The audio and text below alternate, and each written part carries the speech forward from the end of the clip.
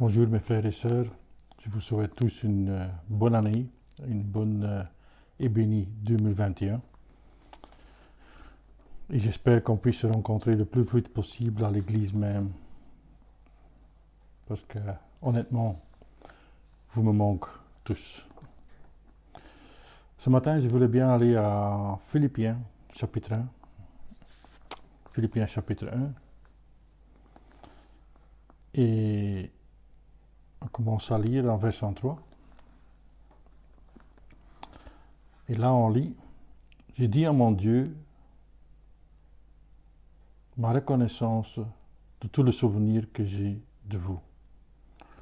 Dans toutes mes prières, pour vous tous, je ne cesse d'exprimer ma joie à cause de la part que vous prenez à l'Évangile depuis le premier jour jusqu'à maintenant. Je suis persuadé que celui qui a commencé en vous cette bonne œuvre la poursuivra jusqu'à son terme, jusqu'au jour de Jésus-Christ. » Puis on va en verset 9. « Et voici ce que je demande dans mes prières, c'est que votre amour augmente de plus en plus en connaissance et en pleine intelligence pour que vous puissiez discerner ce qui est essentiel. Ainsi, vous serez purs et irréprochables pour le jour de Christ, remplis de fruits de justice qui vient par Jésus-Christ à la gloire et à la louange de Dieu. » Je vais aussi lire en chapitre 2, Philippiens chapitre 2, verset 14. Verset 14, et là on lit jusqu'à 16. « Faites tout sans murmure, ni contestation, afin d'être irréprochables et purs des enfants de Dieu, sans défaut au milieu d'une génération perverse et corrompue. C'est comme des flambeaux dans le monde que vous brillez parmi eux, en portant la parole de vie. Je pourrais alors être fier, le jour de Christ, de n'avoir pas couru ni travaillé pour rien. » Jusque-là. Je ne sais pas si vous avez remarqué, mais dans le texte qu'on vient de lire, il y a 3 fois la même chose. 3 fois, Paul, il parle du jour du Christ. C'est quoi le jour du Christ? Ça, c'est le jour que le Seigneur, c'est un jour, 24 heures, que notre Seigneur, Jésus-Christ lui-même, vient chercher l'Église pour l'amener avec lui. C'est le jour que tous les chrétiens, les vrais chrétiens, les enfants de Dieu attendent, avec impatience. Et je pense qu'il vient de plus en plus proche. Je l'espère en tout cas. Mais c'est remarquable qu'il dit plusieurs choses qui doivent se faire en nous, étant enfants de Dieu, qui doit se faire avant 7 jours. Ici, on lit en verset 6, c'est la première fois qu'il parle du jour de Dieu. Je suis persuadé, il dit, que celui donc, qui a commencé en vous cette bonne œuvre la poursuivra jusqu'à son terme, jusqu'au jour de Christ. Ça veut dire, qui a commencé un bon travail en nous? C'est Dieu lui-même. C'est Dieu lui-même. Et on sait, quand Dieu commence un travail, il le termine. Parce que ces mots sont éternels. Pour la création, il dit, laissons faire. Il l'a fait. Il a dit, on va juger le monde. Il l'a fait. Il a promis dans le jardin une solution. Il l'a fait en son Fils, sur la croix. Dieu termine chaque travail qu'il commence parfait.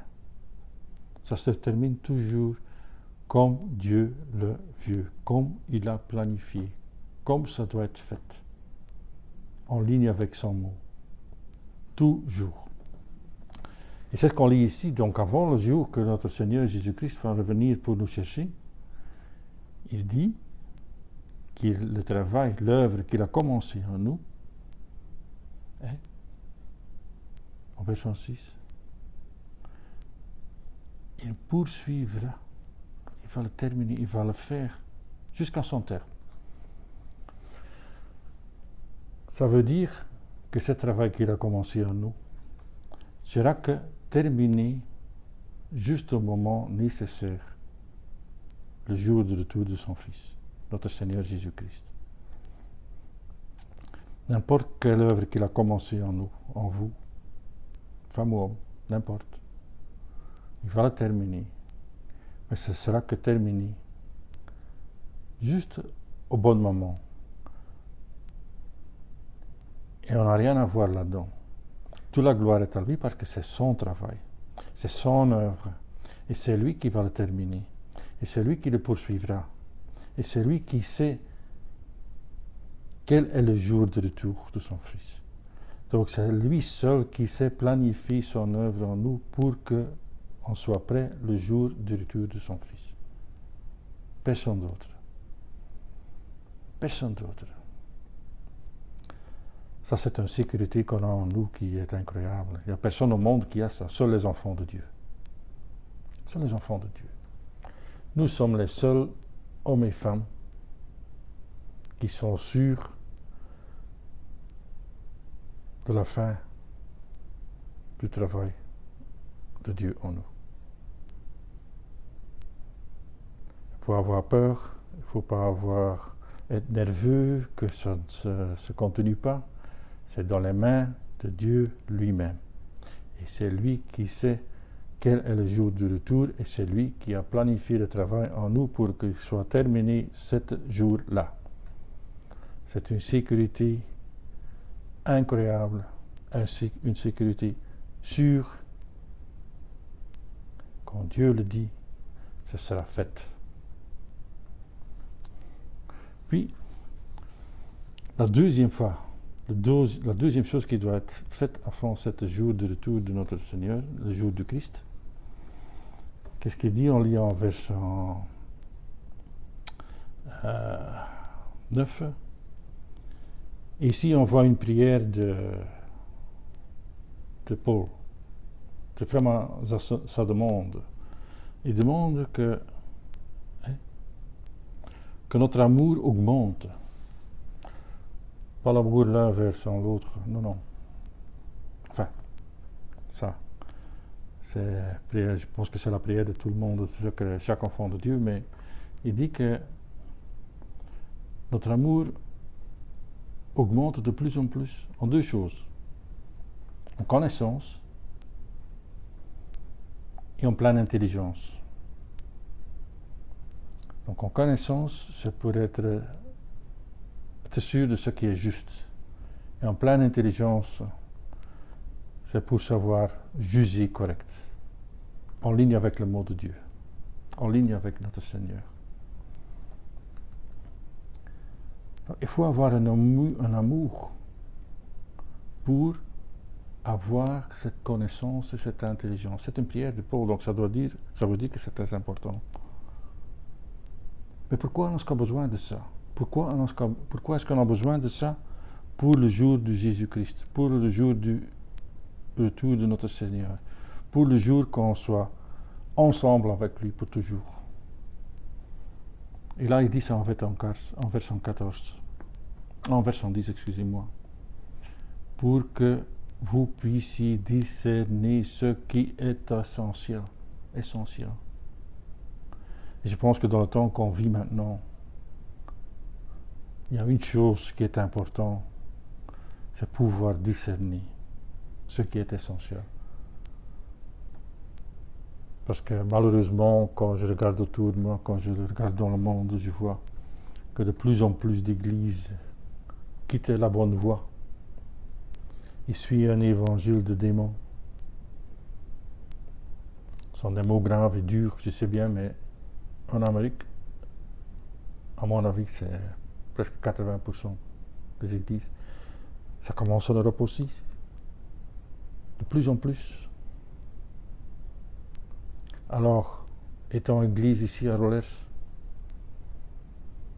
notre rassemblement, c'est essentiel que notre amour de connaissance et d'intelligence pour savoir ce qui est essentiel est important. Pas essentiel ce qui est essentiel pour nous, mais ce qui est essentiel pour notre Seigneur, pour Dieu, pour l'Église. Parce qu'il y a beaucoup de mots, beaucoup d'évangiles qui sont proclamés dans le monde, qui n'ont rien à voir avec le mot de Dieu, qui sont plus en ligne avec le mot de Dieu. Et je pense que pour le jour de Jésus-Christ, on va être étonné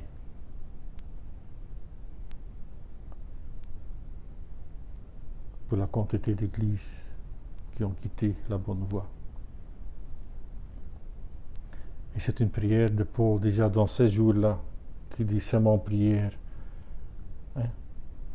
que vous avez la connaissance et l'intelligence pour discerner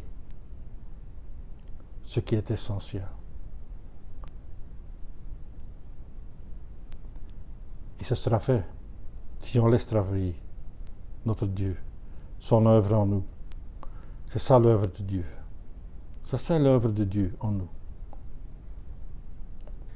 Dans tout ce qu'on fait, d'avoir une connaissance et d'avoir une intelligence pour discerner ce qui est essentiel pour le royaume de Dieu jusqu'au jour de Jésus-Christ. Fantastique. Si on manque de la connaissance et de l'intelligence, on peut prier pour ça, parce que même Paul, il prie pour ça. Donc c'est important que nous, ici à Rollers, notre petite église, on prie pour avoir de la connaissance et de l'intelligence pour discerner ce qui est important, ce qui est essentiel. Ni les structures, ni tout ce qui est des grandes réunions, n'importe quoi qu'on fait dans le monde, non. Ce qui est essentiel pour le royaume de Dieu. C'est tout ce qui compte. Et encore une troisième fois qu'il parle du jour de Dieu, c'est en chapitre 2, verset 14. Et là, il dit des choses difficiles. Enfin, pas difficiles, assez bizarres, si je peux le dire. On parle du mot de Dieu, mais bon. Il dit, faites tout sans murmure. Ouh là là, ouh là là, ouh là là là là. Il faut être honnête, nous sommes tous des spécialistes en murmurie. Nous sommes tous des spécialistes. Ni contestation, il dit. Oui, mais on dit toujours. Non, non, non, non. Dieu ne dit jamais ça. Il dit, j'ai dit. Il est le mot. Faites tout sans murmure. De quoi est-ce qu'on parle? On parle du mot de Dieu. Faites tout ce qu'on murmure, ce que Dieu dit ici dans son mot. Ne conteste pas son mot. La plupart des choses sont assez claires, noir sur blanc. Il y a des choses difficiles dedans. Mais honnêtement, on sait dans notre cœur que ce qui est écrit ici dedans, c'est correct et juste. Il ne faut pas murmurer là-dessus, ni contester le mot de Dieu. Mais pour quelle raison? Il dit, afin d'être irréprochable et pur. Waouh! Des enfants de Dieu, sans défaut. Voilà. Au milieu d'une génération perverse et corrompue. C'est ce qu'on voit sur la télévision. Nous, on vit dans un monde corrompu. On vit dans un monde vraiment pervers. Il ne faut pas être un professeur ou un théologue ou n'importe quoi pour voir qu'on vit dans un monde pervers et corrompu. Mais il dit, Le travail que Dieu a commencé en nous, qui va terminer pour le jour du Christ, et qu'on va avoir besoin de la connaissance et de l'intelligence pour savoir ce qui est essentiel. C'est pour être irréprochable. Parce qu'on parle toujours du mot de Dieu, de Jésus-Christ, mais le jour qu'on dit, on fait ce qui n'est pas en ligne avec le mot de Dieu, ils vont nous rapprocher et dire, vous dites ça A et vous faites B. Non, irréprochable. Pourquoi? Pour qu'ils voient que nous sommes des enfants de Dieu. Parce qu'à la fin des temps, et je suis sûr qu'on rapproche à une vitesse assez élevée, qu'ils vont voir où sont les enfants de Dieu, les vrais enfants de Dieu. Ils ne vont pas nous aimer, ils vont nous rapprocher tout ce qui n'est pas bon. C'est pour ça qu'on a besoin d'être irréprochable et pur en ligne avec le mot de Dieu, la Bible, des enfants de Dieu. Et là, il continue, donc au milieu d'une génération perverse et corrompue, c'est comme des flambeaux dans le monde que vous brillez parmi eux. Et ça, c'est important. Comment est-ce qu'on peut briller dans le monde? Comment est-ce qu'ils peuvent voir que nous sommes des enfants de Dieu? Comment est-ce que le monde peut voir cette lumière si on nous laisse travailler Dieu dans nous, terminer son œuvre comme il faut,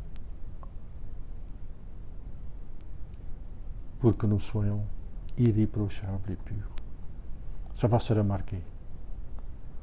Il y a beaucoup de gens de nous, beaucoup de frères et sœurs qui ont déjà eu des cas comme ça, que les gens disent, mais qu'est-ce qui se passe avec ce type-là? Il est différent. C'est bizarre. En une sorte, ils respectent, parce qu'ils savent, c'est quelque chose de... C'est honnête. C'est pas nous qui avons l'honneur, c'est Dieu lui-même, parce que c'est son œuvre en nous. Et là, il continue. Hein? Donc, pour briller parmi eux, et en verset 16, il dit, en portant la parole de vie. On a la parole de vie en nous. On a la parole de vie ici. Si on parle, il faut parler la parole de vie. Et la parole de vie, c'est Jésus-Christ.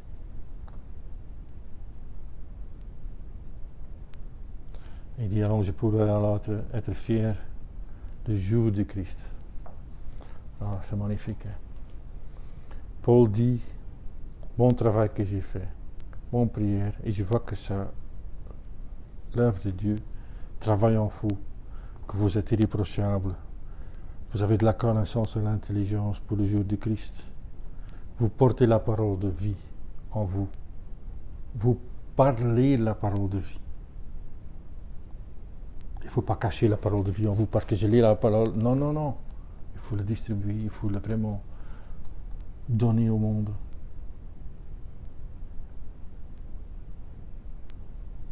Pour le jour du Christ. Le jour du Christ qui est proche. Il faut vraiment une fois penser sur ces mots-là. C'est Dieu qui a commencé une œuvre en vous, étant enfant de Dieu. C'est lui qui vous donne la connaissance et l'intelligence pour discerner ce qui est essentiel pour Dieu, pour le royaume de Dieu. En fait, que vous puissiez être irréprochable, pur, enfant de Dieu dans ce monde corrompu. Briller comme une lampe, comme un feu incroyable dans ce monde.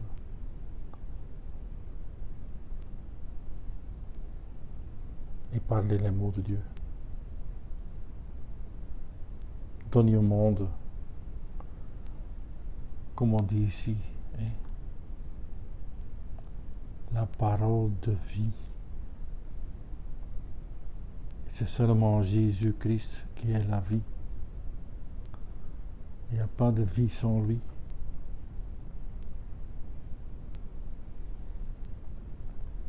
Pour le jour du Christ. Ça veut dire le temps qui nous reste. Je ne sais pas quand. Il n'y a personne qui sait ce jour-là. Mais on voit que ce jour rapproche assez vite. Et j'ai ma propre idée là-dessus, mais je ne vais pas la distribuer. Comme il y a beaucoup de gens, même j'ai mes idées là-dessus. Le monde n'aime pas Dieu, de moins en moins. Et c'est quand même bizarre. Le plus que le monde n'aime pas Dieu, il ne veut pas de Dieu, de plus en plus de gens qui cherchent le mot de Dieu. Alors c'est à nous de connaître l'amour de Dieu et de savoir que c'est Dieu qui travaille en nous, que c'est Dieu qui donne nous la parole de vie, c'est Dieu qui nous donne la connaissance et l'intelligence pour distribuer la parole de vie pour le jour de Jésus-Christ, dans tout ce que Dieu fait en nous, tout ce que Dieu fait dans l'Église, tout ce qui est écrit dedans, tout ce qui est préparé, c'est pour le jour du Christ.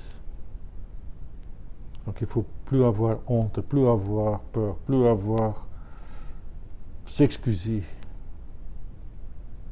parce que c'est Dieu qui travaille en nous.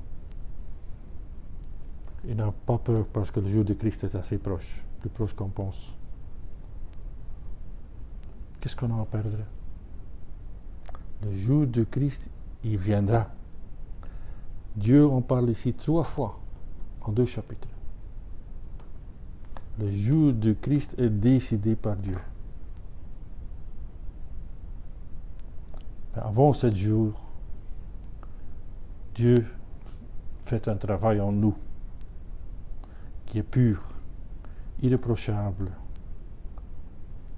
pour qu'on soit prêt dans ce monde corrompu et perverse, qu'on puisse être des feux flamboyants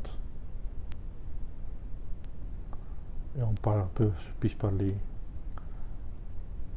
les paroles de vie pour le jour du Christ. Pensez-y. On est ici avec un but. On est ici pour que Dieu puisse travailler en nous. Donc les travaux, les œuvres qu'on fait à l'Église dans notre vie, c'est pas nous qui travaillons, c'est Dieu qui travaille. Tout ce qui est bien bon dans notre vie, c'est pas notre œuvre, c'est Dieu, l'œuvre de Dieu. Et notre œuvre de Dieu, l'œuvre de Dieu dans notre vie sera complète et terminée, comme il faut, à temps, jusqu'au jour du Christ. Amen. Que Dieu vous bénisse tous.